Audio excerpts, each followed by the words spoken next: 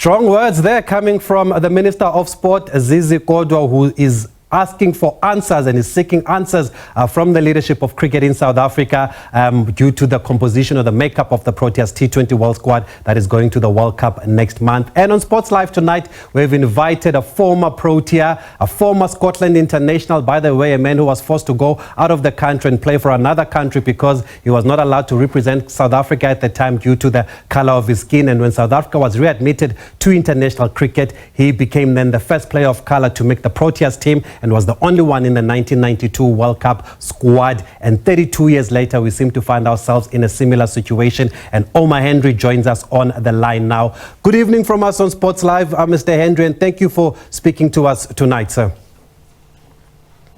Thank you, Tabisa. It's always nice to chat to you. Before we react to what the minister has said, on a personal level, does it feel like we're in the same place we were in 1992 when you were the only player of color? How does it feel on a personal level for you that there's a Proteas World Cup squad that is going to a World Cup with one black African player? Very, very disappointed. And the minister has been strong here in his words, saying that we are reversing the gains of transformation. We have gone backwards. Do you agree with what he's saying? Yes, I agree with him. Tabe. So if I can be more holistic and add to what he has to say, you know, there's other elements in terms of match participation. There is development, there's transformation, there's excellence, and there's sustainability. All the responsibilities of leadership in Cricket South Africa. And when I talk leadership, I just want to emphasize this. I don't just talk to South African Cricket Board. I talk to 15 provinces leadership as well. And in this failure of only producing one black African player in a national team 30 years after unification, I mean, leadership has to take responsibility.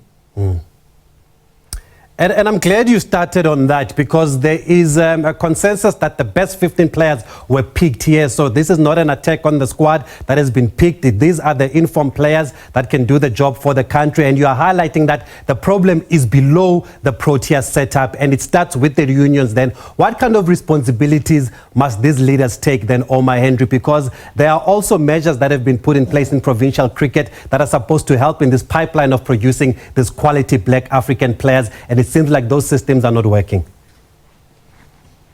Well, I can make reference of what an ex-president Ray Mali has said in his interview, and he made mention of his disappointments, because he made a statement where he said that he is well aware that there were monitoring and mentoring systems in place. And if that is true and it is well implemented and well managed, then this selection wouldn't have happened. If it wasn't well implemented, then this is true.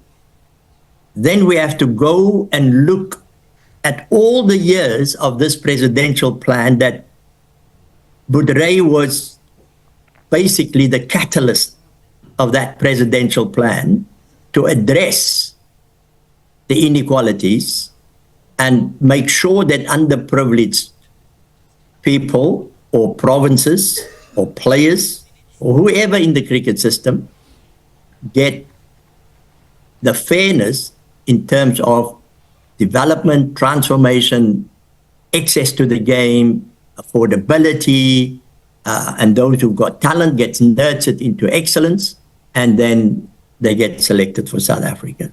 Now, 30 years later, like the minister said, I can't see any South African, doesn't matter who you are,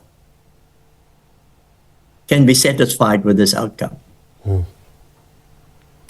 So the unions are not doing enough, but like I said, there are measures in place where they're saying that in provincial cricket there must be 3 black African players that play, but we've seen over the years that there might be that number of players that play, but some don't even bowl or even bat, and they seem to be there to just make up numbers. Then does it talk to the monitoring system that you are talking about then, that nobody's monitoring that these measures are being followed through? I'll go further than that.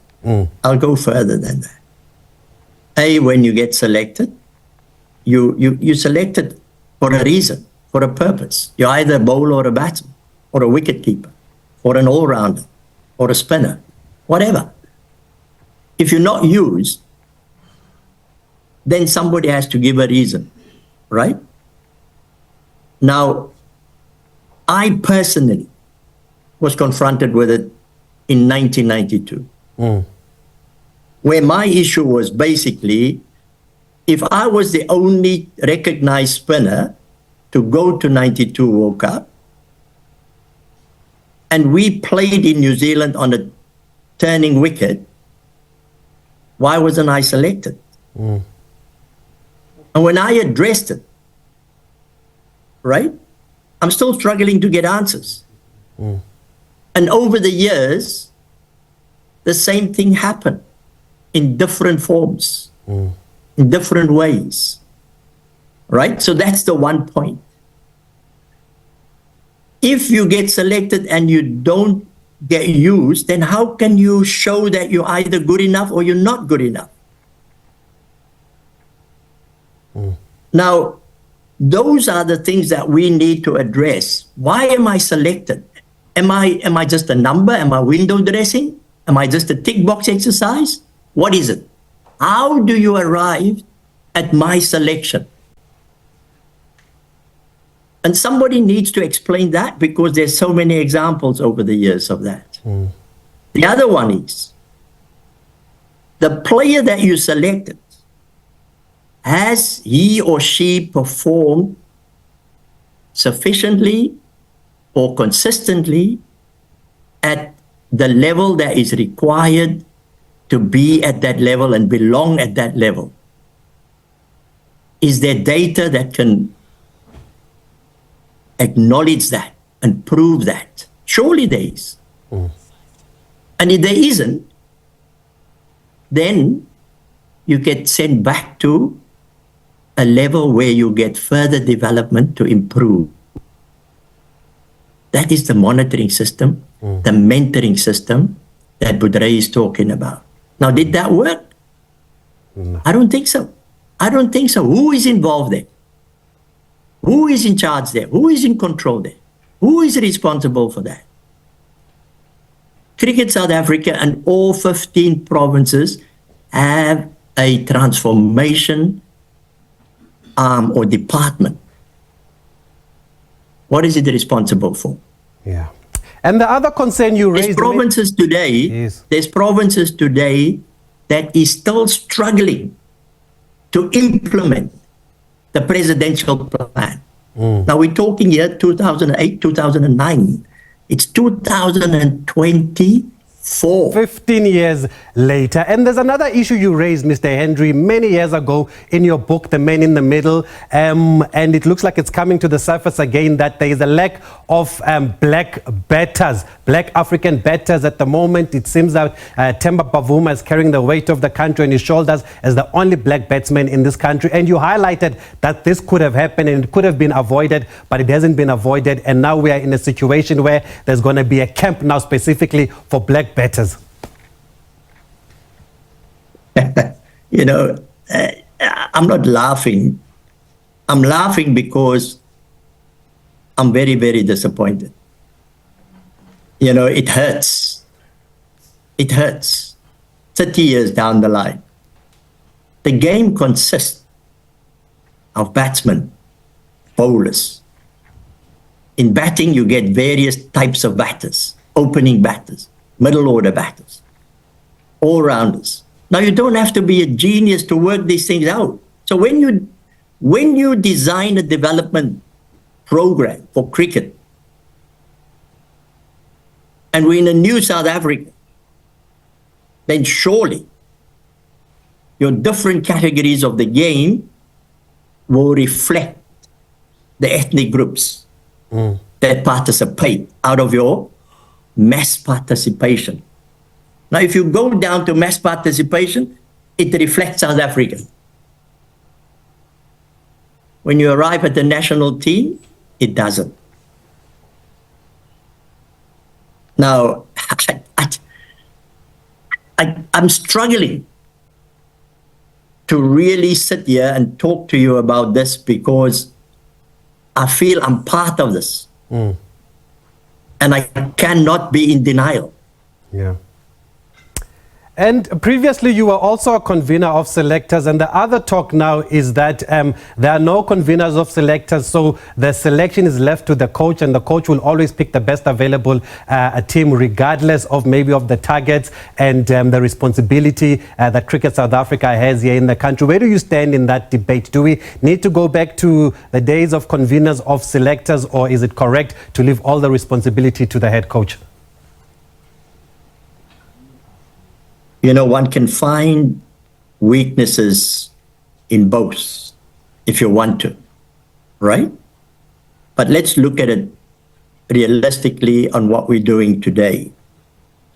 The coach, sole selector, and from what I've read, he said the current coach, Rob Walters, says that he discussed with the director of cricket. All right? So he's telling me that he doesn't select that team alone. Okay, that's what he's saying in so many words. Now, where is the independent individual who's not close to that team at all? At all.